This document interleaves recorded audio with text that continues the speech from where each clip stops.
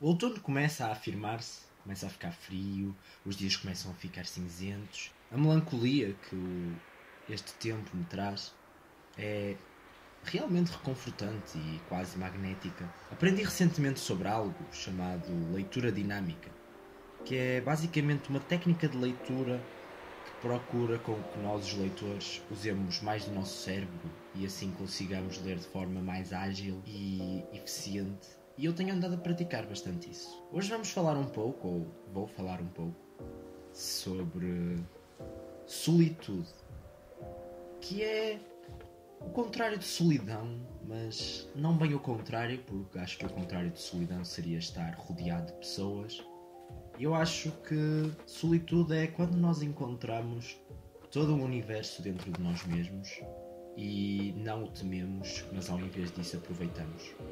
Todos os momentos são bons para nós aproveitarmos disto, mas nem sempre nós estamos no momento bom para nos aproveitarmos a nós mesmos. E eu acho que é sobre isso que podemos falar um pouco hoje. Existe aquele ditado que eu gosto muito que diz que depois da tempestade vem a bonança. E bem, eu acho que depois da desgraça vem a nossa risada. E é sobre isso. O meu nome é Duarte e sejam bem-vindos ao Duarte Cor.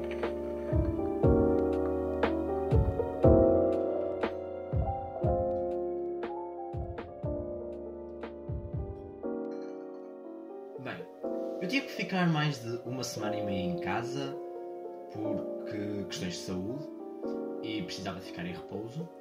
E eu estou bem, já agora, não é nada de mais. É completamente físico. E ter sido obrigado a ficar tanto tempo em casa, de forma inesperada, porque eu esperava que ia recuperar mais facilmente, fez com que eu tivesse que estar sozinho com esta pessoa, no caso, eu. Eu nunca acreditei muito nesta questão da solidão e da solitude, porque eu sempre achei que, bem, eu acho que sempre gostei de estar sozinho. Mas eu penso que nos últimos tempos, e se calhar nos últimos anos, também por causa de eu ser um adolescente, estar sozinho tem sido um spot estranho. E eu acho que não só sou eu, até porque nós temos toda uma romantização com as redes sociais. E é estranho que na pandemia eu não me senti sozinho, nunca. Muito pelo contrário, na pandemia senti-me quase asfixiado porque nós fomos obrigados a estar fechados e não era o caso aqui. Então eu pude ler, pude jogar. Uma das coisas que eu fiz foi desinstalar o Instagram. Porque eu acho que o Instagram, embora toda a gente diga que o Twitter é a rede social mais tóxica, eu acho que é o Instagram a rede social mais tóxica. E a razão pela qual o Instagram, na minha opinião, é a rede social mais tóxica é porque o Instagram é à volta de imagem. E essa imagem é completamente manipulada. O Instagram literalmente estimula a manipulação dessa imagem. E já há milhões de pessoas que falam sobre isso, não é como se eu estivesse a dizer algo novo. Mas é que eu acho que todo o conceito de rodar tudo à volta da imagem, ou seja, fazer com que tudo tenha que ser uma documentação apresentável para um público ou para os nossos amigos, é uma coisa que, na minha opinião, é mais tóxica do que o Twitter, em que normalmente as pessoas pautam-no como tóxico por causa de as pessoas irem para lá dizerem tudo o que pensam sem filtros. Estou a dizer o Instagram, mas na verdade qualquer rede social que roda à volta de fotografia ou de vídeo, de registro fotográfico e visual, é que estas redes sociais, elas querem nos trazer uma imagem. E é uma imagem, não é um retrato, não é um texto, não é? Porque por mais que o Twitter possa ser estranho, uma pessoa não vai escrever olhem eu a aproveitar o luxo de este copo de cristal, ou olhem eu na festa com os meus amigos na qual tu não estás porque estás em casa, não é? O Twitter não tem isto, porque no Twitter as pessoas simplesmente não vão descrever aquilo que elas querem exibir às outras. No entanto, o Instagram naturaliza a ostentação e naturaliza a romantização de um estilo de vida que muitas vezes as pessoas não têm. Então, uma das coisas que eu fiz foi desinstalar o Instagram. E atenção que eu não sou daquelas pessoas apologistas de desinstalem as vossas redes sociais, porque eu acho que se a solução for desinstalar as redes sociais, então o problema é muito maior do que ele realmente me parece, porque eu acho que não passa por desinstalar, passa por relativizar e por compreender o problema por detrás de. Nós temos noção todos do problema, porque toda a gente fala sobre isso. Neste momento já normalizamos o falar sobre isso a um ponto em que já nem é mais relevante falar sobre isso. Já há tantos influencers que estão sempre a falar sobre isso e eles próprios romantizam a sua vida até ao extremo, que eu acho que se calhar não é propriamente a questão. Mas enfim, o Instagram e ter-me tirado do Instagram realmente fez-me sentir sozinho. E atenção que quando eu estou a dizer sozinho no sentido de eu comigo, e não sozinho no sentido de estou tão solitário, tão edgy, tão emo. Não é isso. Estou tipo sozinho, estão a ver? Eu numa sala. E foi ter desinstalado as redes sociais, foi só quando eu desinstalei as redes sociais que eu realmente me senti sozinho. E isso é mesmo interessante de pensar acerca, porque eu nunca tinha pensado em como as redes sociais quase que preenchem um vazio, que é um vazio, mas é um vazio necessário na nossa vida.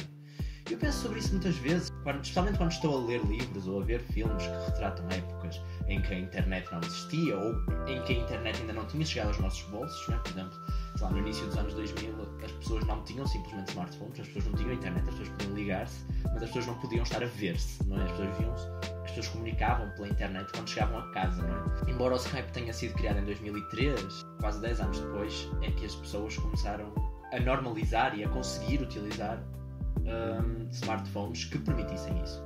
Então, quando eu estou a ler livros ou a ver filmes que retratem uma época mais antiga, eu penso o quão estranho é a mecânica e a dinâmica das nossas relações hoje em dia e o ponto de ruptura tão grande que existe entre a forma como nós estabelecemos relações com os outros neste momento e se estabeleciam relações antes. As pessoas não estabeleciam relações de 24 horas por dia, quase. E nós estabelecemos, nós jovens temos a mania, não é? Até os nossos colegas da escola, eles não são só da escola, são de casa e às vezes falamos por vídeo com eles e depois nós temos relações que elas nem sequer são reais, elas são completamente virtuais. Elas estão num plano real, também essa é outra coisa que eu acho que é preciso discutir para outro vídeo, não é? Que é, o virtual é real, a internet existe e as coisas não são virtuais, não existe nada que seja virtual. Virtual é um conceito que nós adaptamos à realidade que nós vivemos com a criação desta tecnologia, não é? Que permite que nós tenhamos coisas à distância, mas o virtual ele não existe. Tudo é real. E isso é uma coisa que eu acho que nós somos muito vítimas, que é do conceito de virtual. Não existe esse conceito. Não existe aplicado o conceito de virtual. Porque virtual é algo que não existe, mas que nós conceptualizamos. E não é o caso da internet, porque a internet ela existe. Ela não é um ser, uma entidade conceptual. A internet é uma coisa física, é uma coisa que realmente existe. E eu acho que isso é uma coisa que nós, especialmente a nossa geração, tem que começar a pensar acerca. Mas enfim, voltando ao assunto da forma como as redes sociais manipulam as nossas relações interpessoais. É que, lá está, nós temos relações que são muito mais intensivas. Pude finalmente parar e pensar e contar as horas em que eu estava com pessoas, tanto na vida real, não é? Vou dizer na vida real e vou dizer na internet. Mas pronto, então eu fui contabilizar quanto tempo é que eu passo com as pessoas na vida real e na vida virtual, não é? E eu percebi que é monstruosa a quantidade de horas que nós passamos rodeados de pessoas. E atenção que estou a dizer pessoas que não são familiares, okay? Não estou a dizer pessoas em casa, porque obviamente que estamos sempre rodeados de familiares. E eu pensei, porquê? Por que raios é que eu ainda vou perder mais tempo em minha casa, no momento em que podia ser meu, a olhar para as redes sociais? Mas aí eu estava em casa, e aí eu não estava a ir para a escola, e aí eu também já não tinha o Instagram instalado. Então aí eu pude realmente pensar e perceber sobre o que é que eu posso fazer quando estou sozinho. E bem, resumiu-se a duas coisas e elas são as duas aqui. Visto que eu não conseguia caminhar, eu não conseguia cozinhar, e cozinhar vocês sabem que é uma das minhas paixões, não sabem ficar a saber agora. Então eu não andei a cozinhar, eu andei a jogar, porque jogar também é uma das minhas paixões. E eu andei a jogar a maior parte do tempo Persona 5. Eu comprei Persona 5 muito recentemente, comprei em segunda mão. Aliás, eu compro quase todos os jogos em segunda mão porque fica muito mais barato. Persona 5 é um jogo que ele reflete sobre várias questões filosóficas e se calhar não tanto filosóficas. Eu acho que nós usamos muito a palavra filosófica no sentido de coisas que nos fazem pensar. E é um pouco por aí. Em Persona nós adquirimos a pele de um personagem em que ele consegue absorver para dentro dele a realidade espiritual e conceptual de outras entidades. Isto aqui não fez muito sentido e só faz sentido se vocês jogarem Persona. Mas enfim, Persona 5 trata basicamente da conceptualização e materialização dos desejos depravados e perversos de várias pessoas. E o teu papel, enquanto jogador, é derrotar a personificação em monstros dos desejos depravados das outras pessoas. E é uma coisa, gente, assim, viciantíssima. Eu tenho 20 horas de gameplay desta porcaria e eu joguei isso tipo em 2 semanas. Além de Persona 5, eu também estive a ler este livro. Este livro chama-se Aristotle and Dante Discover the Secrets of the Universe. E este é um livro que ganhou o Stonewall Book Award de algum ano que eu não sei qual é. Stonewall Book Award, para quem não sabe, Stonewall é uma rua, é um bar em Nova York. Sim, é um bar em Nova York, que foi o bar em que em 1969 ocorreu a primeira grande riot, ou a primeira grande revolta pelos direitos das pessoas LGBTQIA+. Era um bar que era frequentado por pessoas LGBTQIA+, e então Stonewall tornou-se um marco na história por ser a primeira vez em que um grupo de pessoas LGBTQIA+, lutou e reafirmou os seus direitos contra a violência, neste caso policial. Enfim, este prémio que existe, ele é um prémio então que vai condecorar livros de temática LGBT que tenham mérito, não é, dentro dos seus géneros e que façam uma boa representação de pessoas LGBTQIA+. Este livro fala sobre 2 personagens que são o Aristotle e o Dante, que são 2 rapazes que vivem nos Estados Unidos da América e ambos são mexicanos. Mas ambos vivem em famílias que já estão estabelecidas na América, não é? Famílias mexicanas que já vivem na América há algum tempo. Enfim, nós vamos ver a relação a crescer entre estes 2 rapazes nos anos 80, voltando ao assunto, não é, de que antigamente as relações eram estabelecidas de uma forma completamente diferente. Este livro reflete bastante sobre isso. E quando eu digo relação, não leiam como relação romântica, porque não necessariamente é, e grande parte do livro não é sobre uma relação romântica, e não necessariamente vai ser uma relação romântica, entendem? É uma relação. É muito bonita a grey area, ou a área cinzenta, não é? Em que se enquadra este amor e entre duas pessoas mesmo jovens, não é? E é muito bonita a forma como o escritor consegue encadear os acontecimentos numa história com um corrimento tão delicado e tão interessante quanto esta.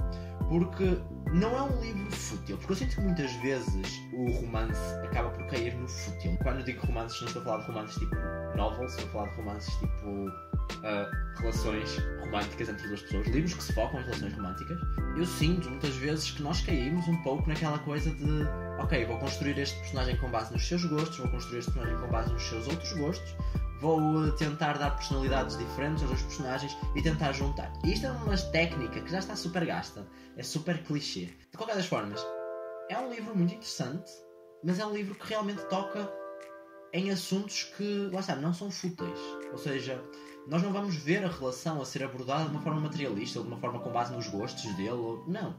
Nós vamos ver coisas mesmo sensíveis e sociais, e mesmo na questão deles serem mexicanos, mesmo na questão cultural, mesmo no facto dos Estados Unidos serem o que são os Estados Unidos, não é? E uma das coisas mais interessantes sobre este livro é que vocês não vão ver uma romantização das relações homoafetivas, que é o que eu sinto que muitas vezes acontece, porque nós ainda vivemos muito aquele retrato yaoi das relações homoafetivas. Relações são muito mais complexas do que olá, sou o personagem número 1 e sou gay. Olá, sou o personagem número 2 também sou gay. Vamos ficar juntos. Não, simplesmente as coisas não são assim que elas funcionam. E estar a falar da relação homoafetiva como se a única coisa necessária, o único fator necessário para a funcionalidade desta, se fosse a compatibilidade da orientação sexual dos 2 personagens e toda a questão da sociedade complicar a vida a qualquer pessoa que queira ter uma relação homoafetiva, é problemático, porque relações homoafetivas não são perfeitas, não é? Ou seja, não há as relações gays não são mais perfeitas ou mais fáceis ou mais funcionais que relações heterossexuais. Simplesmente porque relações não são funcionais, e relações não são para ser funcionais, e relações não são fáceis, e relações não são simples. E romantizá-las e escrevê-las como se a única imperfeição delas fosse uma questão de orientação sexual e uma questão de homofobia internalizada é chato. É muito chato. E ao editar eu percebi que eu fugi completamente ao assunto, mas o que eu queria dizer basicamente é que este livro, do Aristotle and Dante Discover the World, é um livro realmente bem escrito e que realmente faz um retrato mesmo muito, muito interessante e muito comovente sobre uma relação romântica que não é romantizada, nem é colocada como perfeita ou colocada naquela caixinha de relações homoafetivas completamente flawless e completamente perfeitas, não é? Tipo, sei lá, Love, Simon, estou a ver? Que eu não estou a dizer que seja um mau livro ou um mau filme, só estou a dizer que fazem um retrato assim um pouco fora da realidade, assim, um pouco na romantização, mas isso também é necessário, atenção, não estou a dizer que seja necessariamente errado que existam esse tipo de filmes, porque é importante, mas o que eu estou a dizer é que este livro realmente retrata as coisas de uma forma muito mais madura e muito mais sentimental do que o que nós costumamos estar habituados a ver em livros queer para um público adolescente. É isso. Este era um vídeo sobre solitude que acabou por desviar para um vídeo sobre a forma como nós romantizamos relações interpessoais, românticas e de amizade, porque sim, também romantizamos muitas amizades, principalmente através das redes sociais. Vou fazer mais vídeos sim neste formato, espero que vocês tenham gostado. O meu nome é Eduardo e este foi o Duarte Core de hoje. Até ao próximo vídeo. Bye!